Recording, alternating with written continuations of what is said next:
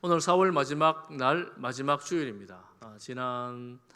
벌써 4월 달이 다 지나갔습니다. 이제 다음 내일부터 5월인데 시간이 정말 잘 가죠. 여러분 4월까지 지켜주신 하나님께서 5월 달에도 함께하여 주실 것을 믿습니다. 저희들이 지금 성경 마가복음을 계속 보면서 이제 예수님의 기적 사건을 봐오고 있는데 이런 소망을 가져봅니다. 예수님의 그 기적이 오늘 우리에게도 있기를 소망합니다. 옆에 분 보고 이렇게 인사합시다. 예수님의 기적이 있기를 축복합니다. 그럼 우리 교회가 막 기적만 추구하는 교회 같은데 그렇지는 않고요. 기적의 의미가 있고 또 하나님께서 우리에게 베풀어 주시는 역사들이 있는데 말씀을 통해서 우리가 봅니다. 그리고 우리 성도님들 가운데 환자들이 많이 있으시니까 정말 하나님 이런 기적을 좀 베풀어 주셨으면 좋겠어요. 늘 기도하는데 하나님께서 불쌍히 여겨주셔서 은혜를 베풀어 주시기를 간절히 소망합니다. 오늘 이 본문의 말씀도 다 읽지는 않았지만 오늘 이 본문의 말씀도 그런 내용입니다. 제가 본문 설교 들어가기 전에 한 가지만 광고를 더 하고 설교를 해야 될 것 같아요. 오늘 대구 지역에서 공기가 제일 좋은 날 같아요. 새벽에도 올 때 보고 또 오전 예배 올 때 보니까 앞산이 이 과장을 조금 해서 이 과장법입니다. 솔나무 잎사귀가 다 보이는 것 같더라고요. 얼마나 날씨가 깨끗한지 제가 이 과장법이라고 강조 안 하면 어떤 분은 거짓말 하지 마라 이래가지고 제가 이제 과장법이라고 말씀을 드리고 말하는 겁니다. 얼마나 깨끗한지요. 대구에서는 이런 날 별로 많지 않거든요. 지금 미세먼지, 초미세먼지 뭐 다 깨끗합니다. 그래서 예배 후에 시간 되시는 분들은 식사하시고 신천을 좀 가시든지 혹은 집 근처에 숲이 있는 분들은 산에 있는 분들은 산으로 좀 올라가시면 좋지 않겠나 싶습니다. 이거 광고 빠뜨려가지고 안 하면 섭섭할 뻔했어요. 기적 얘기를 계속하겠습니다. 오늘 본문에도 이제 기적 두 가지가 나옵니다. 기적 두 가지가 나오는데 기적의 의미를 우리가 좀 살펴보고 우리가 이 기적 사건을 통해서 예수님께서 우리에게 요구하시는 것이 무엇인지를 살펴보려고 합니다. 지난주 우리가 본 것처럼 그라사 지역에 있던 군대 귀신을 예수님께서 쫓아내시죠. 그렇지만 그 주민들이 예수님 보고 떠나가라 그러니까 예수님이 두말하지 않으시고 그 그라사 지역을 떠나서 배를 타고 다시 유대 땅으로 돌아오셨습니다. 유대 땅으로 돌아오니까 아니나 다를까 수많은 무리들이 큰 무리가 예수님 주변에 모여들었습니다. 많은 사람들이 모였어요. 그 중에 아주 특별한 사건 하나가 생기는데 야이로 회당장 중에 한 명인 야이로라는 사람이 예수님께 와서 발 아래 엎드려서 간곡히 구합니다. 야이로는 회당장입니다. 회당장은 그 당시 요즘으로 치면 유대 교회 각 지역 교회라고 할 수가 있는데 당시 종교 지도자들이 예수님을 인정하지 않았거든요. 믿지를 않았습니다. 대부분은 믿지 않았는데 이 회당장은 지도자에 속하는 사람이라고 할 수가 있는데 예수님 앞에 젊은 예수님 앞에 무릎을 꿇고 간곡히 구하는 겁니다. 그 구하는 내용이 뭐냐면 우리 읽었습니다. 아까 내 어린 딸이 죽게 되었사오니 오셔서 그 위에 손을 얹어서 안수하여 그로 구원을 받아 살게 하소서. 이렇게 이제 구하는 겁니다. 내 딸 좀 고쳐달라는 거예요. 다른 종교 지도자들은 예수님을 향한 믿음이 이런 믿음이 없었습니다. 예수님을 배척했습니다. 그런데 이 지도자는 예수님만이 내 딸을 고쳐줄 수 있다 이렇게 믿고 그 앞에 무릎을 꿇은 겁니다. 특별한 믿음이고 독특한 믿음이지요. 그래서 예수님은 그 요청을 듣고 그의 집에 함께 가게 되었습니다. 그런데 가는 그 길을 보니까 큰 무리가 따라가며 애워사 밀더라. 이 큰 군중이 된 겁니다. 예수님이 가시니까 다 무리들이 밀고 밀리면서 따라가고 있습니다. 그때 한 여인이 등장합니다. 한 여인이 등장하는데 아주 상세하고 구체적으로 묘사를 하고 있어요. 12회를 혈류증으로 알아온 여자이라고 말합니다. 이 혈류증이라는 병은 구약 성경에는 유출병이라고 번역을 해놓았습니다. 유출병, 부정출혈이 있는 병입니다. 항상 출혈 때문에 고통스러운 병인데 많은 의사에게 26절에 보니까 많은 괴로움을 받았어요. 몸을 고치려고 의사를 찾아갔는데 고치지를 못하니까 다니는 곳마다 괴로움만 더 받고 가진 것도 다 허비하여 버렸고 효용이 없었고 도리어 더 중하여졌다, 이렇게 말합니다. 얼마나 고통스러웠겠습니까? 그런 차에 예수님이 오신다는 소식을 들은 거예요. 여러분, 이제 구약에 나오는 유출병, 신약의 혈루병이라는 병은 한 가지 살펴볼 것은 부정한 병이에요.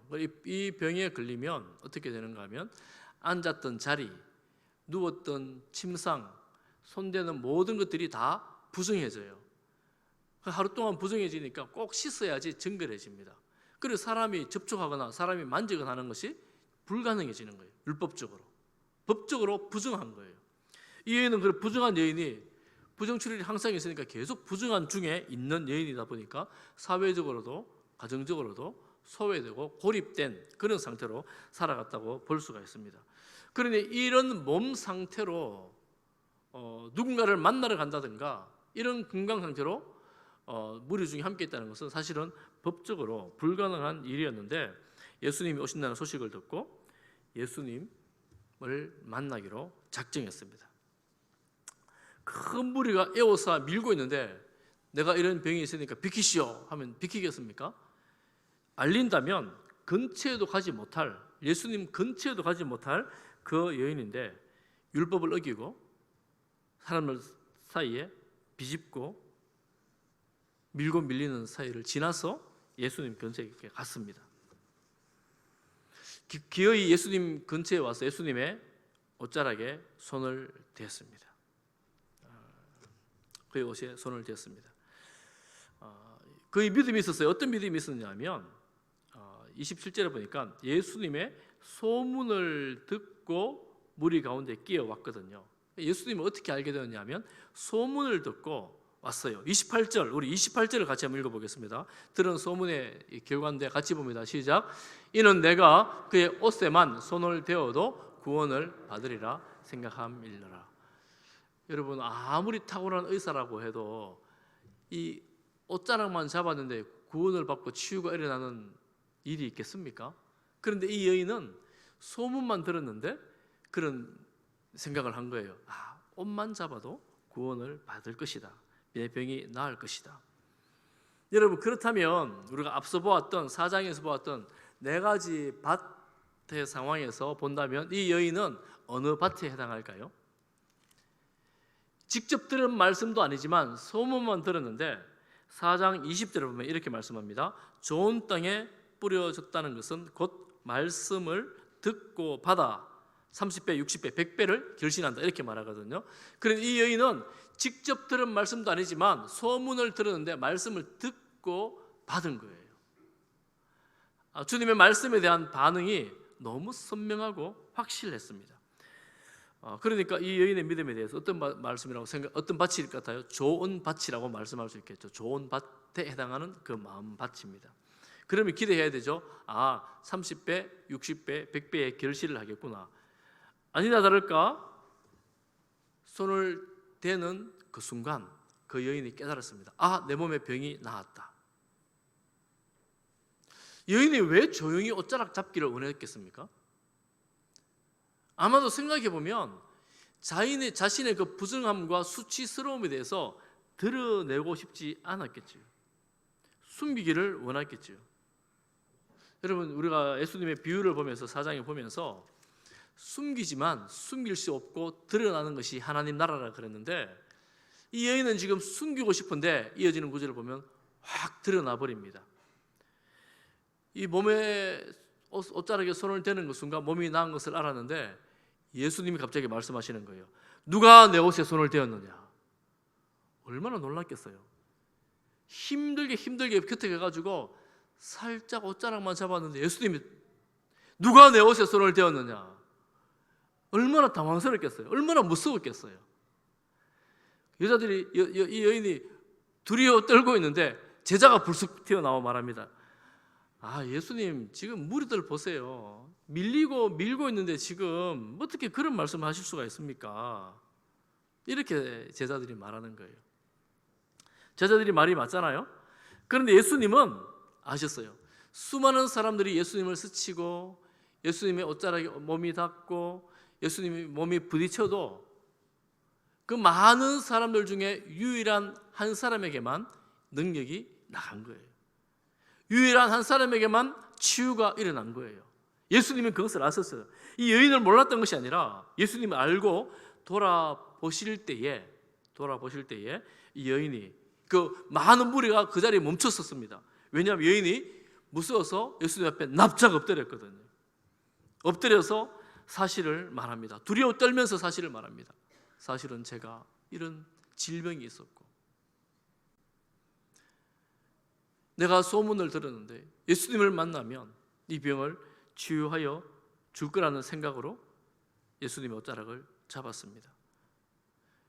내가 이런 질병이 있다고 말할 때 여러분, 예수님도 그렇고 주변에 많은 사람들로부터 비난을, 수치를 감내해야 했습니다. 그런데 그렇게 감수하며 고백하는 여인에게 예수님이 놀라운 선포를 하시죠. 놀라운 선포를 하십니다. 우리 34절 예수님의 선포를 같이 한번 보겠습니다. 34절입니다. 시작. 예수께서 이르시되 따라 내 믿음이 너를 구원하였으니 평안히 가라. 내 병에서 놓여 건강할지어다. 할렐루야. 예수님께서 이 여인을 뭐라고 부릅니까? 따라, 이렇게 부릅니다. 따라. 굉장히 의미가 있어요. 왜냐하면 이 여인은 가족들 사이에서도 소외돼 고립되어 있던 사람이었거든요. 왜냐하면 가까이 할 수가 없으니까. 하려고 그런 게 아니라 법을 지키다 보면 그렇게 되는 거예요. 그런데 이 여인을 향하여 따라, 이렇게 불러주잖아요. 여러분, 신앙, 기독교 신앙이 뭐냐라고 물을 때 여러 가지로 말할 수 있지만 한 가지는 관계의 회복이다, 이렇게 말씀할 수가 있습니다. 관계의 회복. 기독교 신앙은 천지를 창조하신 그 하나님께서 나의 아버지가 되는 신앙입니다.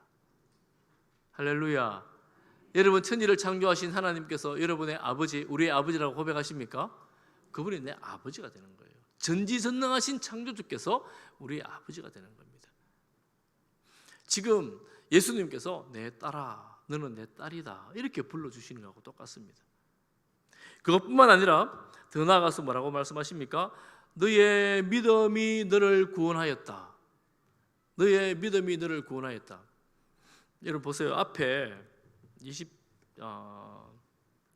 28절에 보면 이 여인이 뭐라고, 어떤 믿음이냐면 내가 그의 옷에만 손을 대어도 구원을 받으리라 뭐 했어요? 생각했어요. 생각. 그런데 예수님이 뭐라고 말씀하시냐면 너의 믿음이 너를 구원하였다. 이 여인은 생각만 했는데 예수님은 믿음이다, 이렇게 봐주시는 거예요. 이 믿음의 특징이 있습니다. 그 특징이 뭐냐면 행동으로 옮기는 생각이었어요. 행동으로 옮기는 생각. 우리가 말을 많이 하고 지식이 많은 것 같고 이런저런 데 탁월한 능력이 있는 것 같은데 지식만 남아있거나 말로만 하는 것이 아니라 생각하고 행동으로만 옮겨도 그게 예수님에게는 믿음이다라고 보여주는 거예요.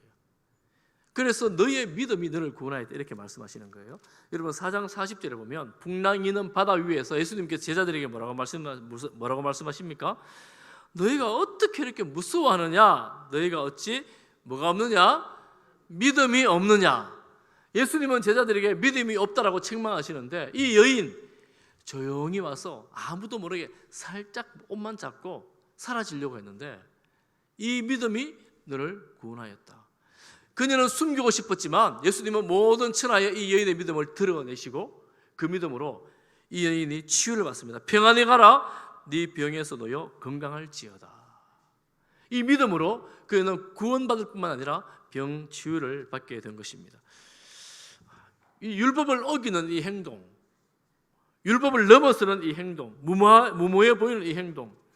그런데 이 무모한 믿음에 징계나 벌이 아니라 구원의 선포, 치유의 선포가 그녀에게 임한 것입니다. 할렐루야. 참, 우리가 때로는 예수님께 나갈 때 우리를 막는 여러 가지가 있지만 그것을 뚫고 나갈 때에 주님의 치유와 회복과 평안을 경험하게 되는 것입니다. 그러니까 12년 동안 고생했던 이 여인이 그 질병으로부터 노임을 받아 자유함으로 가족들에게 공동체에 들어가게 되는 겁니다. 이 기독교 신앙은 첫 번째는 하나님과의 관계가 회복되어지고 두 번째는 이웃과의 가족 관계가 회복되어지는 겁니다. 그래서 신앙 좋은 사람들은, 내가 하나님 잘 섬긴다는 사람들은 어떤 사람들이냐면 이웃들과 관계가 좋은 사람들이에요. 하나님을 향하는 신앙이 정말 좋은데 이웃과의 관계가 별로 안 좋아요.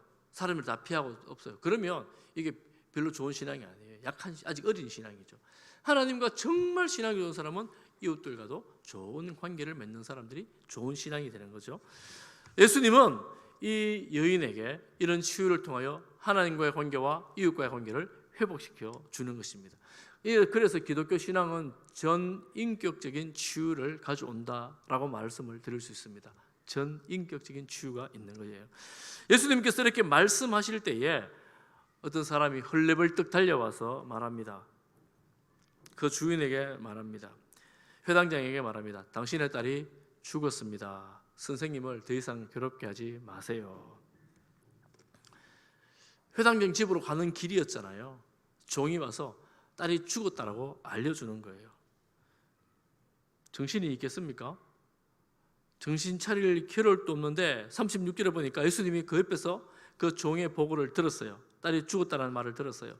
선생님이 괴롭게 하지 말라는 권고사항을 들었습니다. 그때 이 회당장이 무슨 말 하기도 전에 예수님이 먼저 말씀하십니다. 36절 같이 읽어보겠습니다. 36절입니다. 시작. 예수께서 그 하는 말을 곁에서 들으시고 회당장에게 이르시되 뭐라고요? 두려워하지 말고 믿기만 하라. 지금 믿음이 흔들리게 된 거예요. 예수님이 오시면 내 딸을 고쳐주실 것이라는 그런 믿음으로 예수님을 청하여 집으로 가고 있는 길인데 그 믿음이 갑자기 흔들리는 지경, 죽었다라는 말이 들리니까 무슨 생각이 들겠어요? 아무런 생각도 없고 뭘 해야 될지 어떻게 해야 될지도 모를 때 옆에서 엿들은 건 아니에요. 함께 있으니까 들린 거예요. 예수님 그 말씀을 들으시고 두려워하지 말고 믿기만 하라. 이것이 세상의 두려움을 대하시는 하나님의 방식입니다. 두려워하지 말고 믿기만 하라. 그때뿐만 아니라 지금도 오늘날도 우리에게 유효한 하나님의 말씀입니다. 사랑하는 성도 여러분, 오늘날 여러분들을 두렵게 하는 것이 무엇이 있습니까? 불안, 걱정, 염려, 경제적인 것, 건강에 관한 것, 미래에 관한 것, 생각만 해도 끔찍한 그런 것들이 있습니까? 첩첩 산중에 사이에 있는 것 같은, 내가 예수 그리스도를 믿는다고 말하지만 여전히 이 두려움이 사라지지 않는 이런 형편에 있는 우리들에게 주님 말씀하시죠. 두려워하지 말고 믿기만 하라. 우리가 예수님이 세상을 대하는 방식이 이것이라면 우리 역시도 예수님을 따르는 제자들로서 이 말씀을 우리의 말씀으로 받아 두려워하지 말고 믿어야 되겠다 결단하시기를 바랍니다. 한번 따라해 보겠습니다. 두려워하지 말고 믿읍시다. 걱정 말고 믿읍시다. 언제까지 믿어야 될까요? 언제까지요? 이 회당장과 예수님은 계속 그렇게 동행을 하게 되었습니다. 집 앞에까지 가게 되었습니다. 여러분, 회당장이 무슨 마음으로 집 앞에까지 갈 수 있었겠습니까? 그 마음에 그래, 내가 믿어야겠어, 끝까지 믿어야지, 이런 생각 가지고 있었겠습니까? 제가 생각하기에는 별로 그러지는 못했을 것 같아요. 경황이 없어, 딸 죽었다는데 무슨 생각이 들겠습니까? 그것도 12살 된 딸인데 마음이 얼마나 황망하고 답답하고 힘들겠어요? 말씀을 믿었는지, 얼마나 좋은 믿음이었는지는 모르겠지만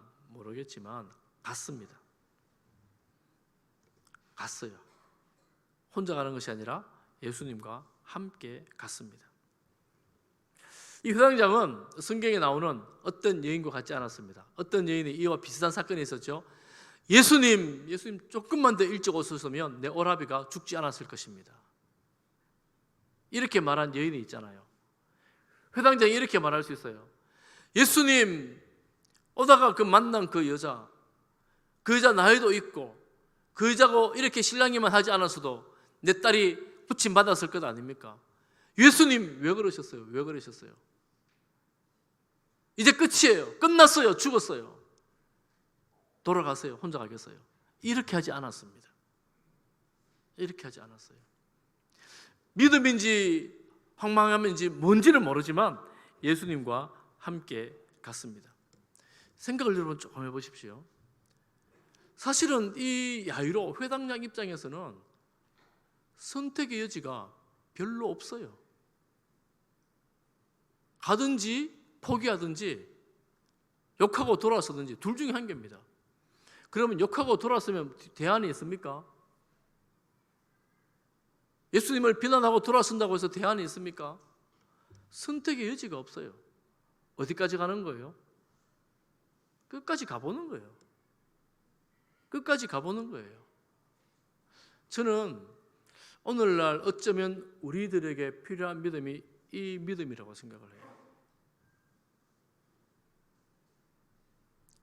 사실은 잘 몰라요. 어떻게 될지. 이미 사건은 났어요. 그런데 아무리 생각해봐도 다른 방법이 없는 거예요.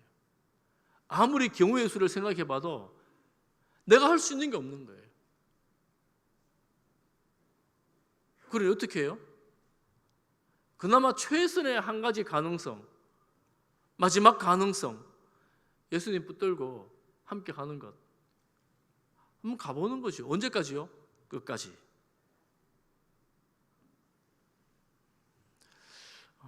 사실은 우리가 예수님을 믿는다고 해서 우리의 모든 환경이 바뀌어 버리거나 병이 다 나아 버리거나 모든 일이 좋아져 버리거나 이런 일들이 여러분 자주 있습니까? 많은 분들이 여전히 예수님을 믿어도 힘든 가운데 있고 환난 가운데 있고 고통이 주변에 남아 있습니다.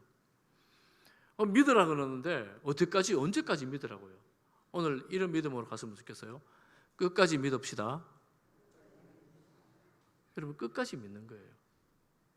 왜냐하면 내가 다른 거 선택해도 내가 지나온 과거의 삶을 돌아봤을 때 내가 다른 거 선택한다고 해도 예수님보다 더 낫지 않다 하는 것을 여러분 알고 계시잖아요. 지금 숱한 경험을 통해서 알고 계시잖아요.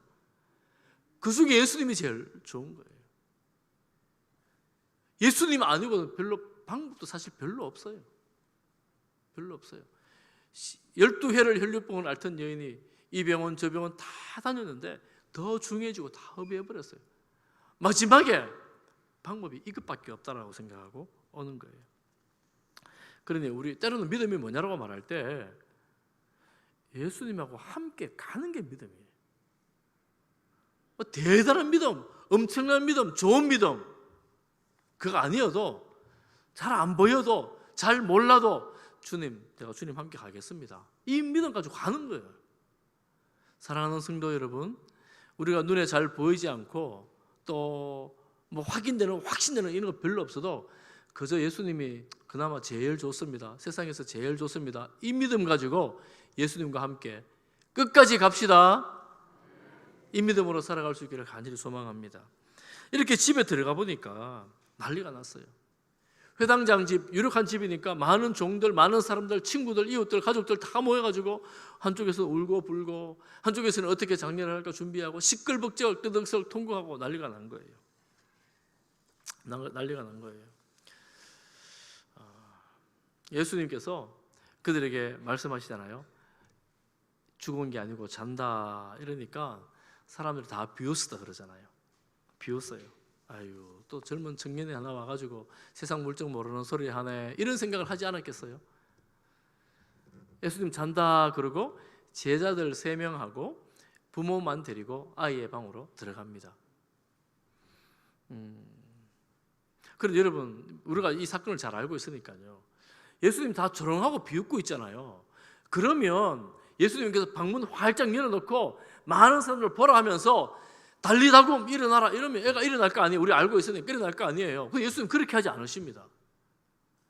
사람들은 그렇게 하기를 원해요.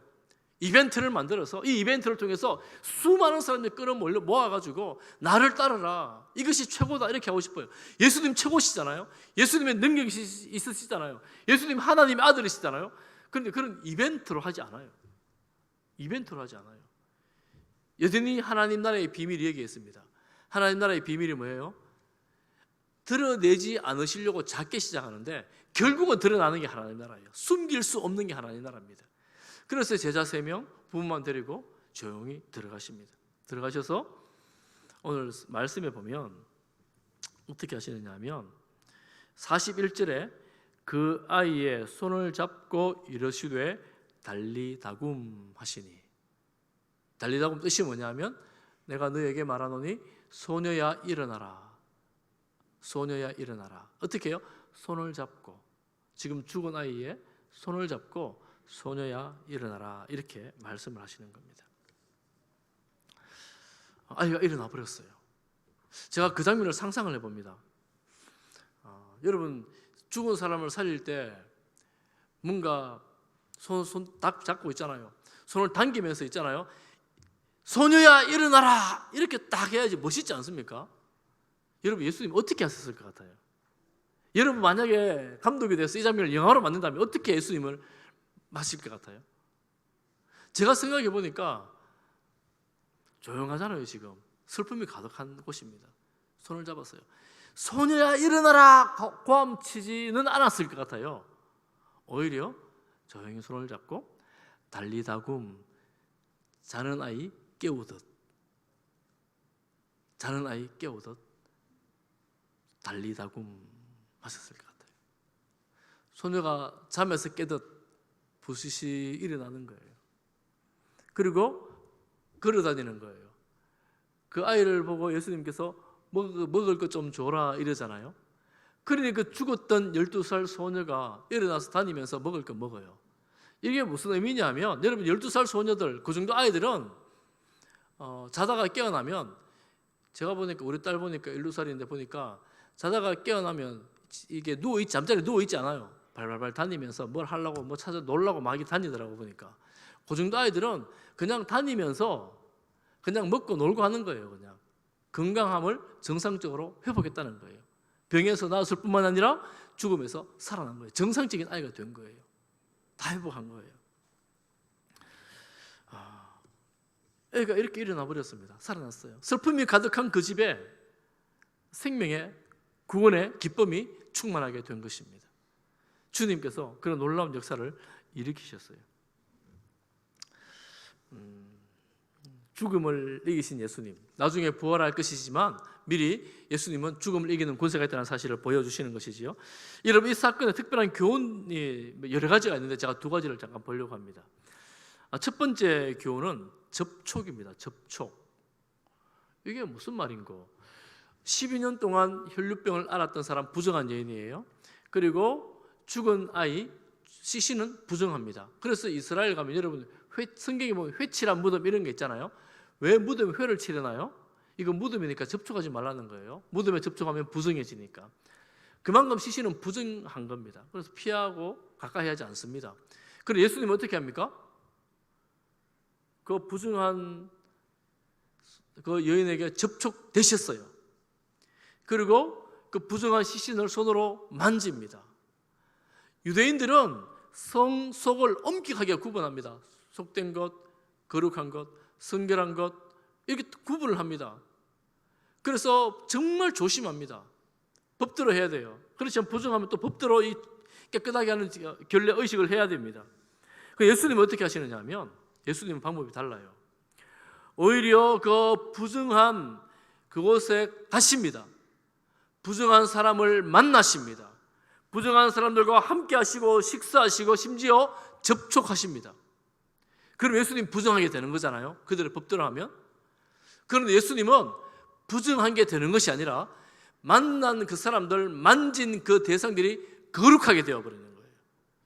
얼마 전에 우리가 코로나 중에서 마스크, 지금도 마스크 끼고 있는 분들이 많이 계시지만 마스크 끼고 우리가 조심해서 가고 만나지 못하고 모이지 못했는데 예수님은 우리 왜 그랬습니까? 우리가 전염되니까 다 한 번씩 걸려 있었잖아요. 저도 한번 걸렸어요. 그 있는데 가면 나도 모르게 전염되어 버리는 거예요. 그 바이러스가. 그 예수님은 어떠냐면 코로나 바이러스 있는 데 가면 코로나 바이러스 있는 사람이 나아 버리는 거예요. 예수님의 생명이 전염이 되는 겁니다. 예수님의 그 구원의 능력이 전염이 되는 거예요. 예수님의 치유의 능력이 전염이 되는 거예요. 생명이 전달되다 보니까 나아 버리는 거예요. 그러니 우리가 예수님과 접촉을 하면 거룩해지는구나. 성도들이 그런 사람들입니다. 할렐루야. 그러면 우리가 예수님이 이 땅에 계시면 정말 예수님 맨날 손잡고 가고 싶어요. 예수님과 함께 맨날 가고 싶어요. 맨날 만나 식사하고 싶어요. 거룩해지고 건강해지고 얼마나 좋아요. 근데 예수님이 승천하셨잖아요. 우리와 함께 계시지 않습니다. 어떻게 예수님을 접촉할 수 있어요? 여러분 예수님과 접촉해 보셨나요? 어떻게 접촉할 수 있나요? 예수님께서 승천하시면서 성령님이 이 땅에 오셨습니다. 그래서 예수님을 믿는 모든 사람들에게 예수님은 당시에 제한적으로 사역하셨지만 성령님이 오심으로 믿는 모든 이들에게 성령님이 함께 하십니다. 그래서 예수 그리스도를 믿는 모든 이들은 그 마음에, 심령에, 그 몸에 성령께서 함께 하십니다. 그리고 그 성령님은 떠나가지 않습니다. 그러므로 우리 모든 성도들은, 믿는 이들은 성령님과 접촉되어 살아가는 사람들, 하나님의 신 성령님이 함께하는 그런 성도들이 되었습니다. 할렐루야. 이것이야말로 정말 기쁜 소식이죠. 여러분 안에 성령님이 계신 것을 믿으십니까? 어떻게 알아요? 이게 길게 말씀을 드려야 되는데 지금 시간이 다가가지고 빨리 지나가야 돼요. 어떻게 알아요? 내 안에 성령님이 계신지? 열매를 보면 알죠. 열매. 성경에서 열매를 보면 안다 그랬거든요.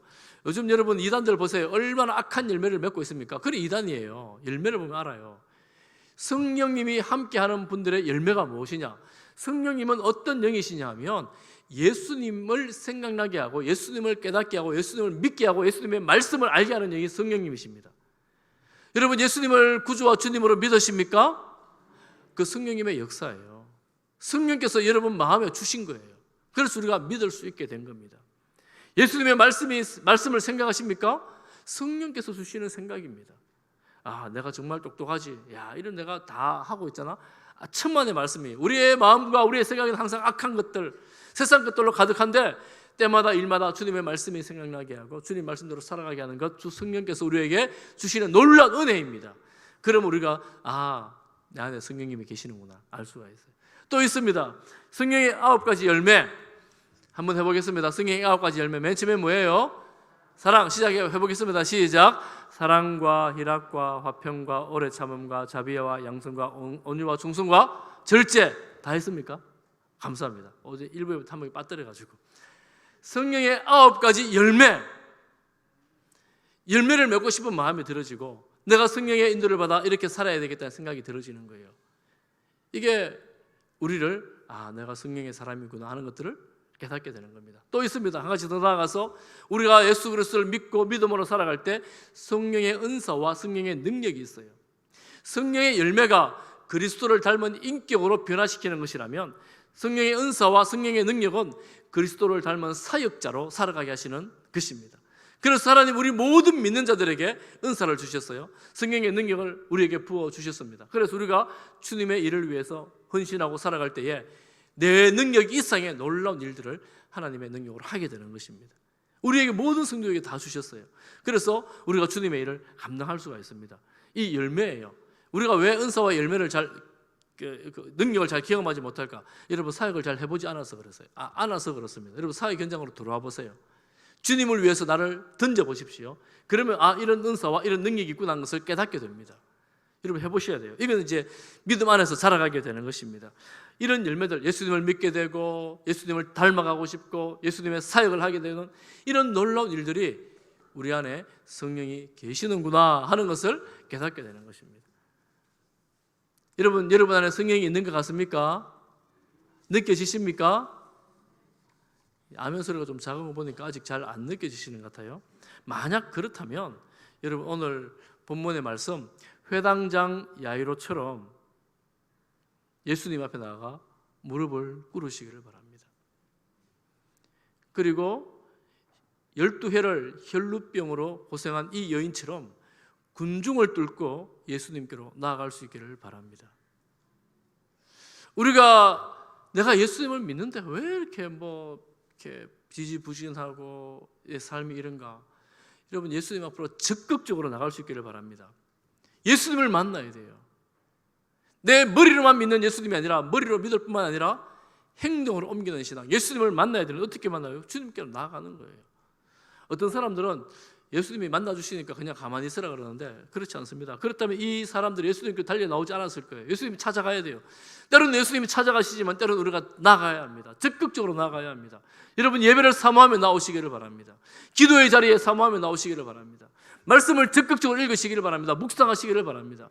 여러분, 기도를 적극적으로 열심히 하시기를 바랍니다. 사모함으로, 사랑함으로 주님을 찾으시기를 바랍니다. 그 자리에 주님의 은혜가 있습니다. 그러고 보니까 저는 모태신앙이지만 주님을 크게 만났던 경험들이 중학교 1학년 때 청도 동산기도원에서, 그리고 고3이 지나갈 무렵에 저기 양산에 있는 기도원에서 주님을 만났어요. 집회 가운데 기도하며 주님을 뜨겁게 만난 경험들이 있습니다. 제가 예수님을 안 믿은 건 아니에요. 믿고 있었습니다. 구원의 확신도 있었습니다. 그렇지만 주님 앞에 뜨거운 마음으로, 간절한 마음으로 나갈 때 하나님 특별히 만나주시는 그런 은혜를 경험할 수가 있습니다. 여러분, 주님 앞으로 간절히 나가기를 소망합니다. 축복합니다. 포기하지 마십시오. 포기하지 마십시오. 접촉. 또 한 가지는 숫자 12입니다. 12. 오늘은 본문에 보면 12이라는 것이 강조가 되죠. 12년 된 혈류병 환자, 그리고 12살 된 소녀. 이거 의원이 맞추려 해도 맞출 수 없는 거잖아요. 의미가 있는 거예요. 무슨 말이냐면 그라사 광인 헬라 지역에 하나님의 나라가 임한 것을 선포한 것이라면 돌아와서 12지파는 12는 뭐냐면 12지파 이스라엘 민족 전체를 대표하는 겁니다. 이스라엘 백성들을 말하는 거예요. 그러니 12는 이스라엘 민족 모두 너희들이 간절히 찾고 나오면 이런 구원과 치유 회복을 볼 것이다. 이스라엘 백성들에게 하시는 말씀입니다. 그러면 지금 병도 나았지요. 예수님 죽은 사람도 살아났지요. 그러면 끝이 났는가? 예수님 승천하시면 되는가? 그거 아니에요. 하나님 나라가 임했는데 하나님의 나라가 국지적으로 임한 거예요. 전쟁에 나가면 국지전이라는 거 있잖아요. 국지전에서 계속 예수님이 승리 가는 곳마다 승리를 나가는 겁니다. 이거는 어디로 가는 길이에요? 지금 십자가로 가는 여정입니다. 십자가와 부활을 통해서 완전한 구원의 승리를 선포하시는 것입니다. 그러므로 우리가 이 국지전에서 승리하신 주님을 따라서 우리도 주님 따라가는 거예요. 이것이 믿음입니다. 이것이 믿음의 길입니다. 주님, 우리와 함께하여 주옵소서. 이 믿음으로 함께하시는 주님을 믿고 가는 겁니다. 완전한 승리가 다 되어가지고 끝났다면 이제 우리가 이 세상에서 믿음으로 고생할 거 별로 없는데 여전히 고생하시잖아요. 주님 바라보면서 고생하는 거예요. 믿음의 삶에 고생이 있는 거예요. 그때 어떻게 가는가? 믿음을 가지고 가는데, 믿음이 무엇이냐? 참된 믿음이 무엇이냐? 예수님 믿는 거예요. 이 참된 믿음 딴 거 없고 예수님 믿는 거 어떻게 믿는 거냐 하면 이렇게 표현해 보려고 합니다. 예수님께 나를 던지는 것이다. 아니, 어떻게 던지지? 예수님 보이지도 않는데. 여러분, 예수님 앞으로 나아가려고 하는데 만나지도 않고 보이지도 않는데 막다른 골목 앞에서, 절벽 앞에서 더 이상 다른 아무런 방법이 없을 때에 군중들을 뚫고 관습과 습관과 법을 뚫고 전통을 뚫고 예수님께 나아가는 것. 여러분, 이게 믿음이에요. 그런데 가는데 죽어버린 거예요. 정말 더 이상 소망이 없고 더 이상 아무것도 보이지 않는데 끝까지 가는 거예요. 그래서 참된 믿음이란 무엇이냐? 예수님께 나를 던지는 것인데 언제까지? 끝까지. 내가 잘 알지 못하고 내가 잘 확신할 수 없지만 주님과 함께 끝까지 한번 가보는 겁니다. 사랑하는 성도 여러분, 끝까지 함께 갑시다.